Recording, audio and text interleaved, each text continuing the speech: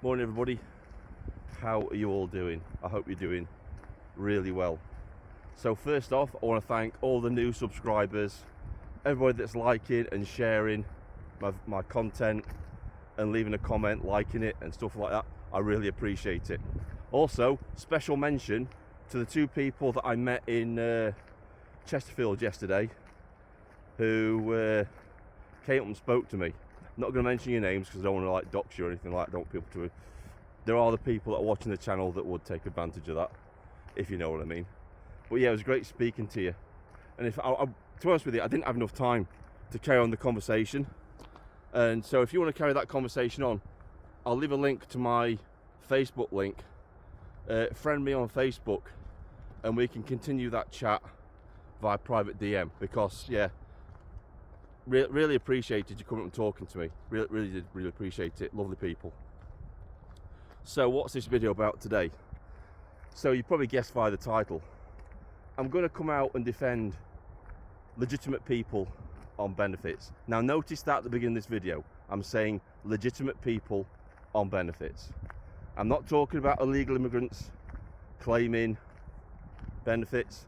I'm not talking about legal migrants claiming benefits. I'm not talking about all those people who should be in work but aren't, but are treating the benefit system as a career. I'm not talking about any of those people. I'm not defending them in any way, shape or form. And I hope that my commenters who come and comment on my videos, if they see any comments saying, oh, you're a lefty, you're defending benefits, point them to the beginning of this video where I exclude all those people and say, yes, without a doubt, without a shadow of a doubt, those people shouldn't be on benefits. They shouldn't be. Right, so as always, after the budget yesterday, which was an absolute effing disaster, obviously, the lefties are coming out and singing its praises, because these are the people I was talking about at the beginning. These are the people that treat the benefit system as a career, all the lefties and that sort of thing. And those sort of people delegitimize the actual people on benefits who actually need to be on benefits, that are on there through no fault of their own. They can't help it. They, circumstances have actually put them in that position, not via choice. So I want to get that clear as well at the beginning. So my defense, right, so it's a bit more nuanced. So we had all the, across the board, we had, as usual, we had all the right-wing commentators coming out and just basically attacking people on benefits.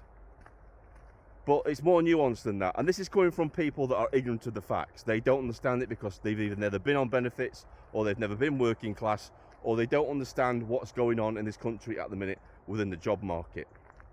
You can quote stats all you like, but stats are worth nothing unless you have the facts to back them up. Like genuine people, I mean, I've spoken to loads of genuine people that are telling me the same thing. I know myself because I've been through it myself as well. I'm talking from experience.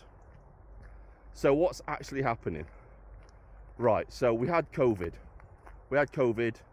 That basically, all the restrictions, all the policies that were brought in via COVID, more or less destroyed the hospitality industry, destroyed the pub industry, to a certain extent destroyed the restaurant industry as well. So normally when a industry gets destroyed, the government comes out and offers them a package because of their actions, to give them like alternative work and stuff like that. That didn't happen. They just came in like a wrecking ball, and overnight many people found that they no longer had a job because restaurants were shut, pubs were shut, and they didn't know when they were going to open again. Many didn't reopen.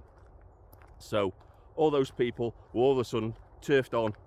If they didn't have means to survive, they were put onto universal credit straight away, more or less, unless they went into a job straight away, which from what I've heard was few and far between. So they've got all those people. COVID destroyed all those jobs. And what we have now is, and this is the thing, I've spoken about this briefly before. So we've had this influx, this flooding of the job market with cheap labour from all over the world. Not illegal immigrants, legal migration, legal economic migrants that have taken up all the low-paid jobs. All the low-paid jobs. That's why you see so many foreign security. They're all in the low-paid jobs.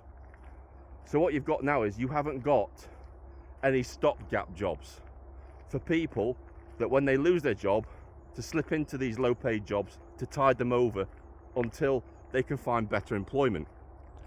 So no, not only are they up against that yeah, the job market is very, very slim at the minute.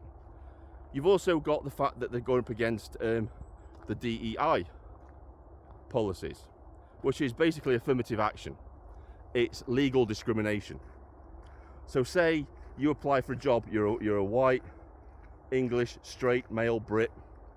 You apply for a job, your name's David Smith, you apply for a job, but then you find out you're going up against, there's 50 white Brits that go up for a job. They've all got similar CVs and that sort of thing, they're all going for it. And then there's only one position. But then there's an immigrant from Eritrea in with you. Now, DEI kicks in, and now all those white Brits, they're excluded from applying for that job because that company at that time is box ticking. You're right, mate. Morning. That company at that time is box ticking. So that's affirmative action, that's positive discrimination, that's legalised discrimination. And the Equalities Act won't touch it because companies don't have to state why they haven't given you the job. If they did, if they had to tell you why you didn't get the job, that would bring it into the realms of the Equalities Act, because they would have to tell you that they discriminated against you because of your skin colour, the fact that you're not gay, and all the other affirmative, positive, box ticking shit that they do when they choose applicants. That's why we're in the state we're in. So it's not just the fact that people don't want to work or they're lazy. They're coming up against a hell of a lot of hurdles in their way as well when they're trying to get back in the job market. I know myself. If you're in your late 40s, early 50s, it's a curse because companies tend not to touch you with a barge pole. Unless you've got reasonable experience in a certain industry, you're screwed. You're absolutely screwed. And this is what a lot of people were finding. A lot of door supervisors that I knew were in their late 40s, early 50s, got made redundant from their jobs. Suddenly their jobs disappeared overnight because all the pubs shut. Now they're back into the job market. They were doing the retail jobs, going to the retail security jobs, and then they were finding out from companies that companies wouldn't take them on. Again, affirmative action was in place, and also their age was a factor. Now you will hear people in the job centre saying, oh well, companies shouldn't discriminate on age. They do. And who's going to fight it? Who's got the money to take a firm to a tribunal that's going to cost you lots of money, a process which you're not guaranteed to actually win?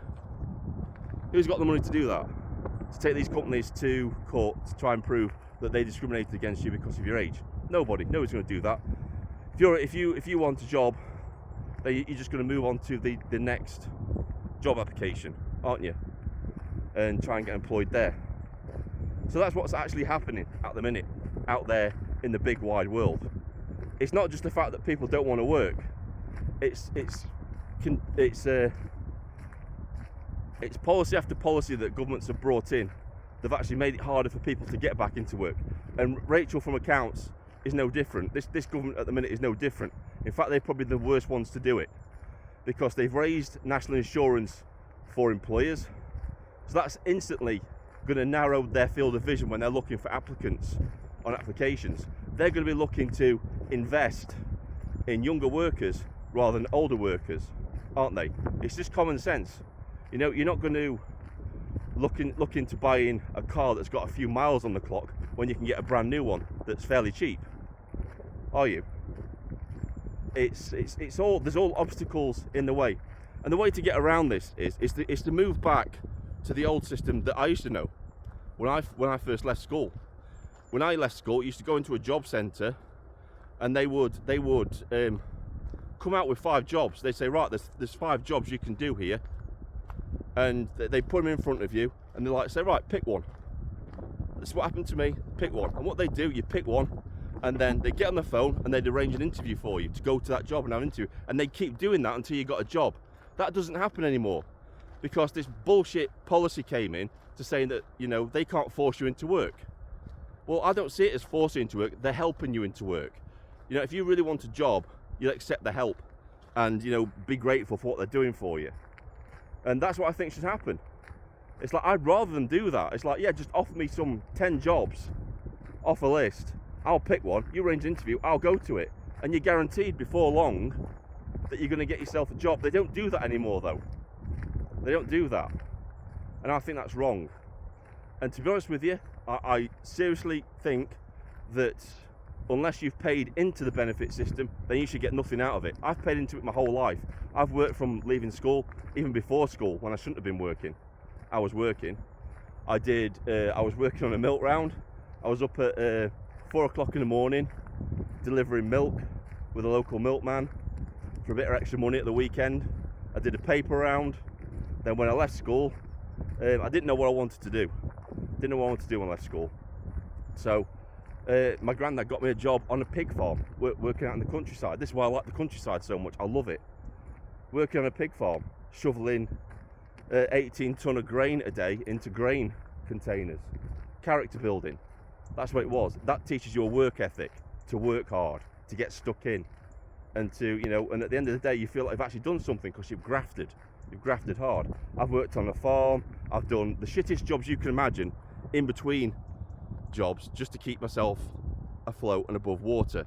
I've worked in care homes. I've worked in foundries. I've poured molten iron into receivers. I've done all that. I've done all the agency work stuff. This was all agency work. And even agency work nowadays is hard to get into.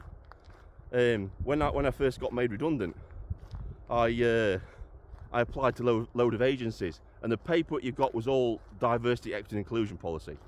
They all wanted to know about your characteristics, not about your merit, because that doesn't exist anymore. Meritocracy doesn't exist. You don't get a job based on your merit anymore or how good you are at the job. It's all based on your characteristics as a person, which is irrelevant. This is why we've got such shit people in place of power, because it's all diversity and equity and inclusion policy that's put them in these positions when they really shouldn't be there. Anyway, I've rambled enough. This is Vindicator, signing off.